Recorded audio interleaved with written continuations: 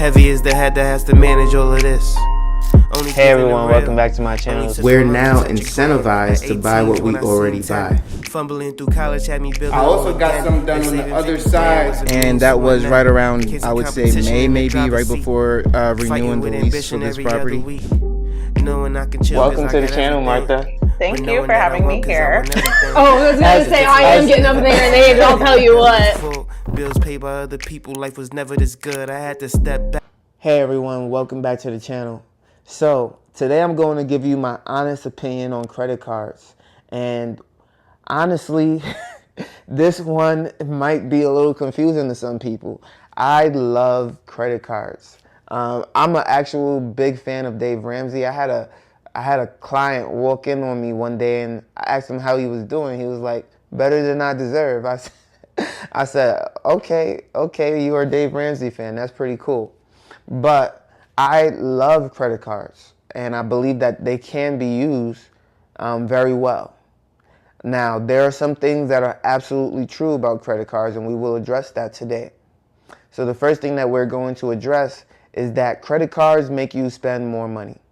That is an actual fact. In fact, studies show that it makes you spend about 30% more on average. So for example, if you were to walk into a McDonald's with $20, the likelihood of you spending the entire $20 is very unlikely.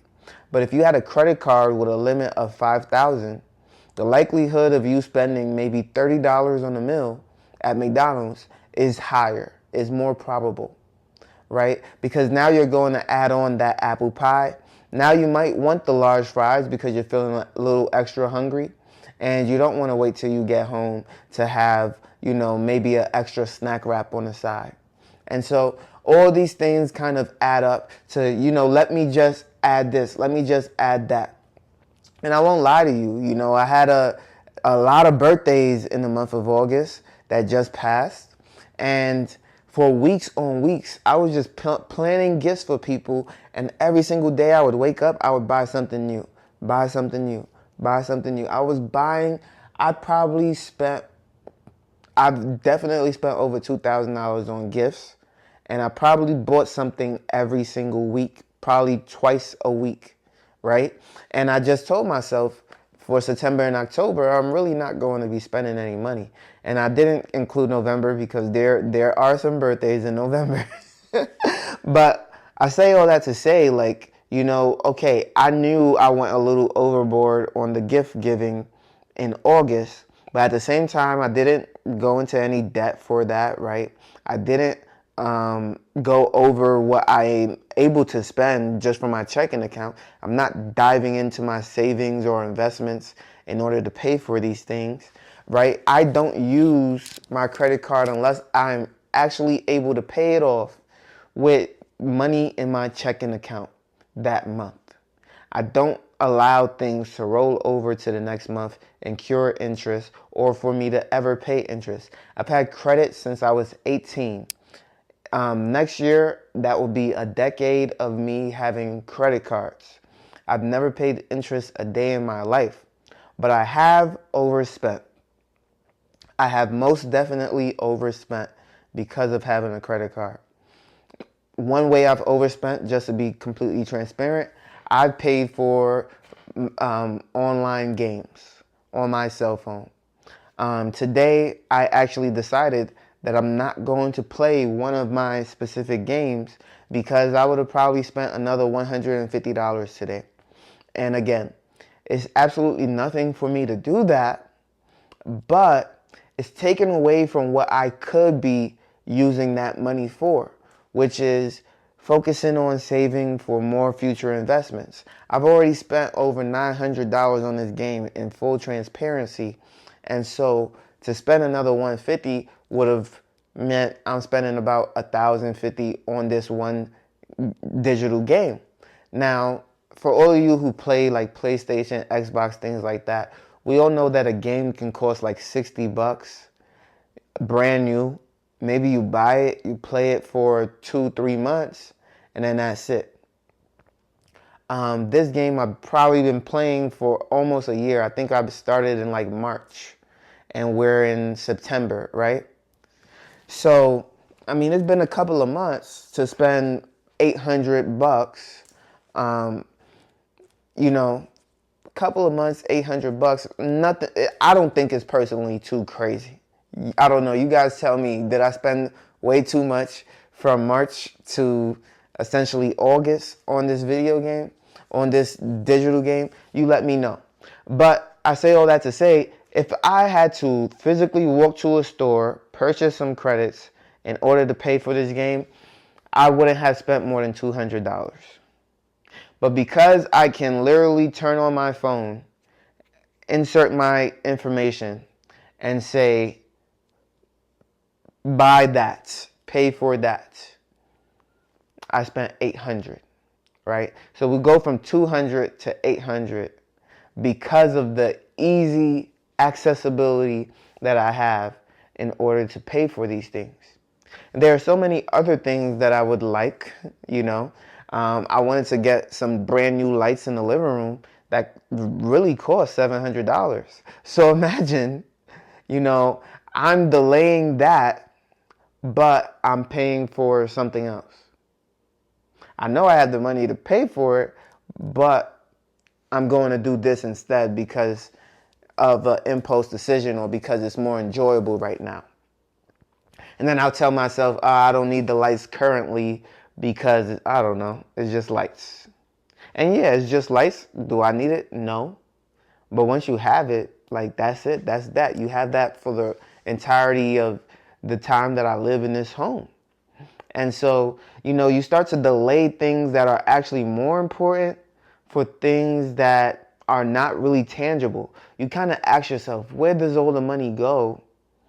And to be honest, a lot of people don't have much to show for it. They can't point to anything. They can't physically touch anything, you know? And so when I look at stocks, I'm like, this is not tangible, but at least your money is growing. That asset is growing. But on the debt side of things, it's also not tangible and you're losing.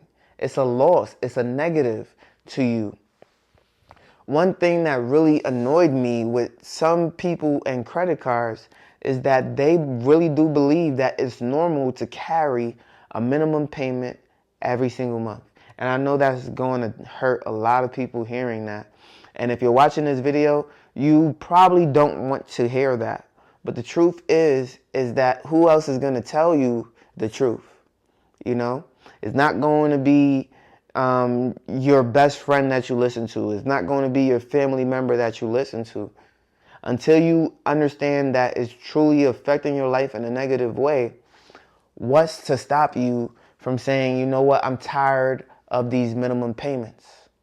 I know people who had to rip up and cut up their cards, but they're still okay with one credit card or two credit cards having a minimum balance on it every single month. Why? Why did you have to cut up your cards?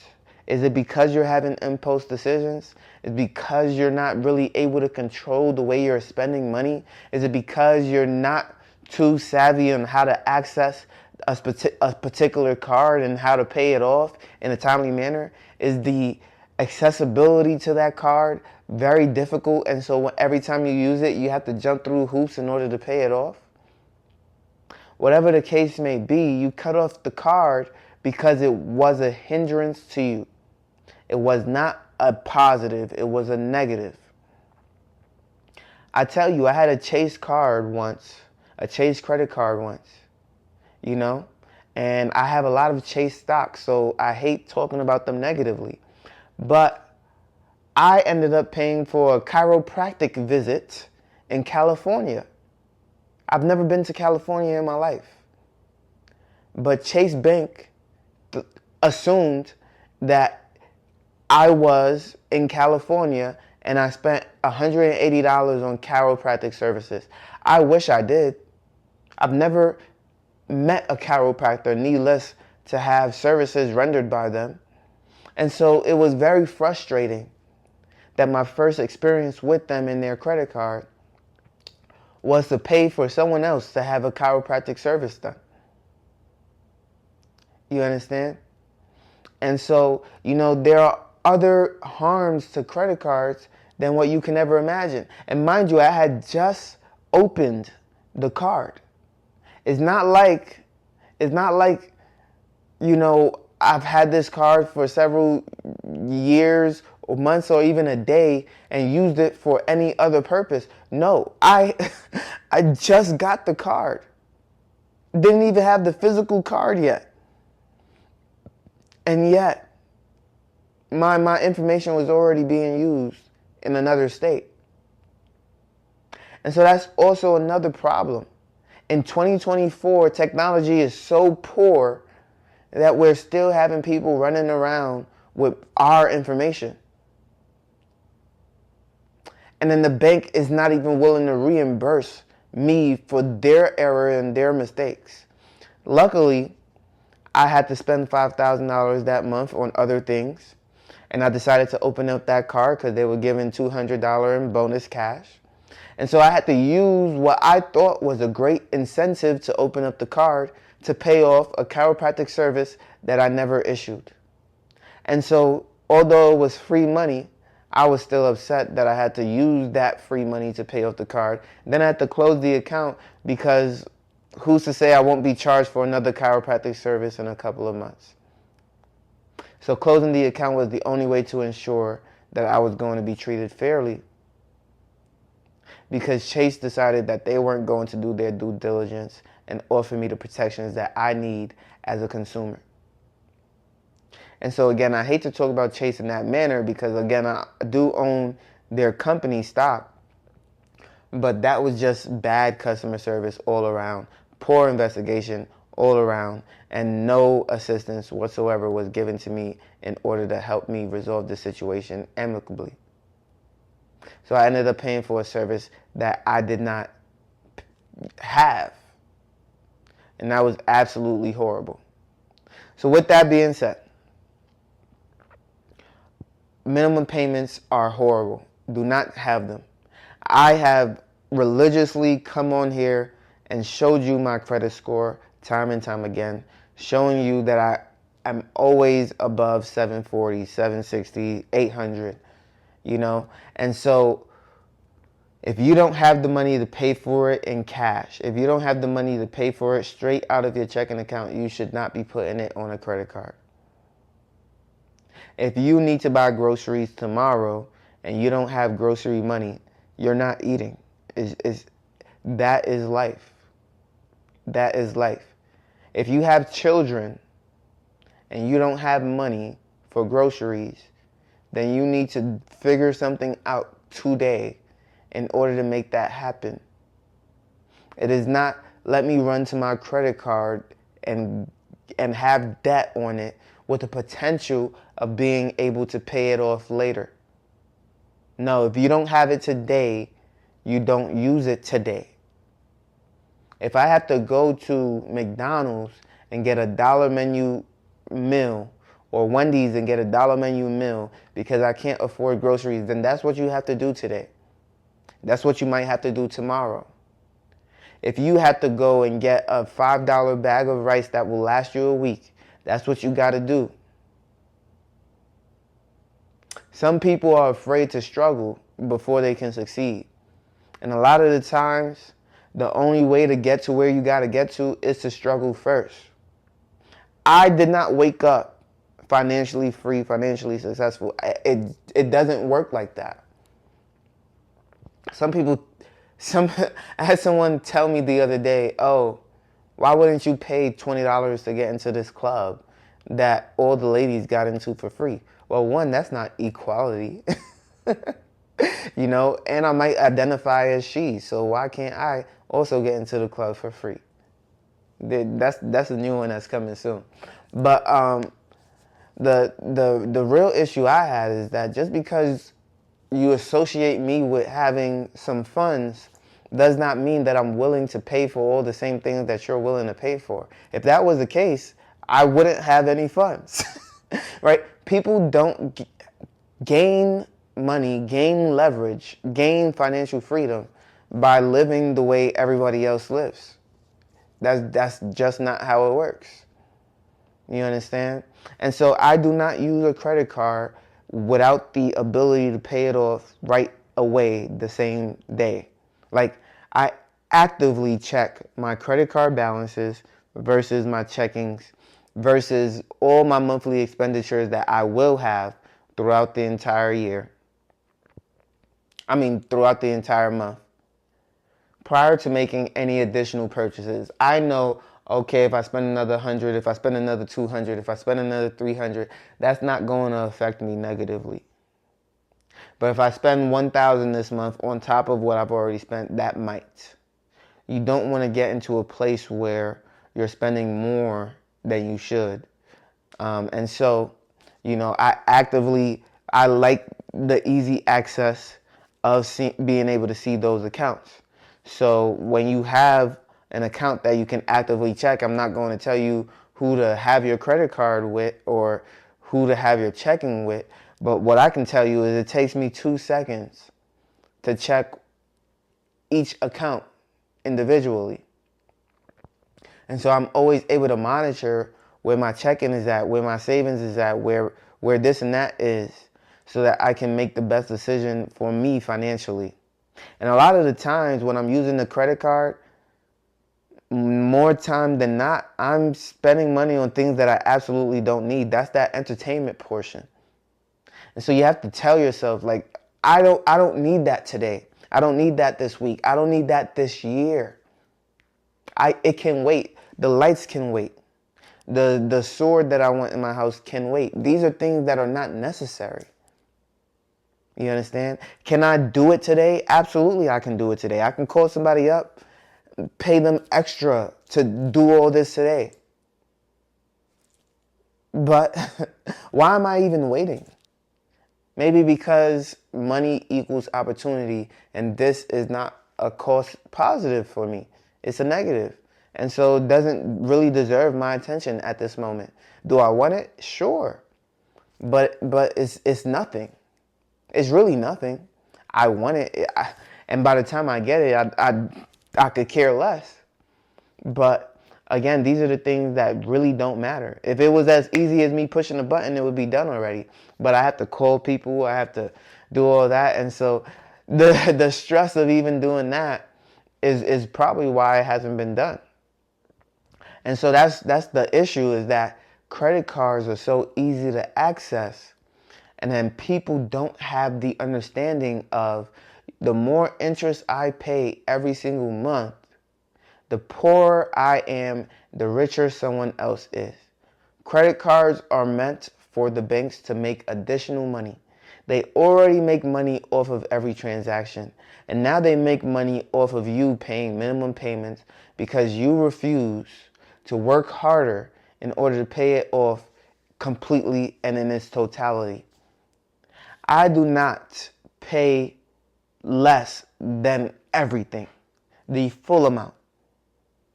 The only time I've ever maxed out a card is when buying a car so that I can get my little points. And when I buy the car, I then pay it off within 2 days because, it takes time to transfer money from one account to another. And so I say all that to say, have the money to pay off the things that you want in life. Or else do not do it.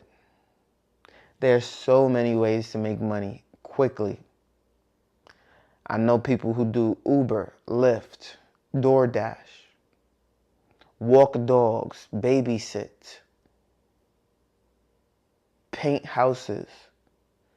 You can go to Home Depot or Lowe's tomorrow and say, if you ask every person who walks in there to help them with their project for $100, by the end of the day, you will have 3 jobs for $300. I promise you. You go to Home Depot or Lowe's at 5, 6 a.m. and you say, work for hire $100 a day or $100 for 4 hours. You will have 3 jobs for a total of 12 hours and have made $300. There is no shortage of money in America to be made. No shortage. You don't even need skills. I didn't say you had to be a carpenter in order to work. but there is always money to be made. So with that being said, I'm not trying to poo-poo on anyone's situation, but I am trying to say that, you know, with consistency, with hard work, comes results. There are a lot of people who have started this YouTube stuff when I started, and guess what? They decided to take a break. They decided to step back. They decided to maybe to have a group, to have a team. And what happened within that time frame? Well, they let their foot off the gas. They allowed someone else to dictate when they are going to upload or when they wouldn't. And so what you see from that is a lack of consistency, a lack of work ethic, a lack of want, a lack of will to really do this thing to thrive and succeed. I can't allow anyone to take me off of my path from what I got going on, for what I want to do. And so in order to be financially free, you have to have that same resolve. You have to have that same resilience to say, I'm saving X, Y, and Z. I'm investing X, Y, and Z. All my bills are getting paid, and I'm entertaining myself with this much. But if I have debt, it's getting paid off first and foremost before anything. And then when you're debt free, which typically takes 18 months or less if you're really serious about what you're doing, well, then and only then you can really start to build momentum. You can really start to live a life that is truly meant for you more than anything else in this world. And then eventually, within a 2-year period of time or a 3-year period of time, you can really reach some semblance of financial freedom. And we'll talk about that more in some future episodes. But I really, really do appreciate your time. We did go a little over. If you like this longer form content, 20 plus minutes, let me know in the comment section down below. I'll be happy to, you know, speak more in depth about this in the future. And thank you all for tuning in. You know I post every single day at 8 a.m. daily on YouTube, Rumble, and Spotify for podcasting. And I will see you on the next one. Peace.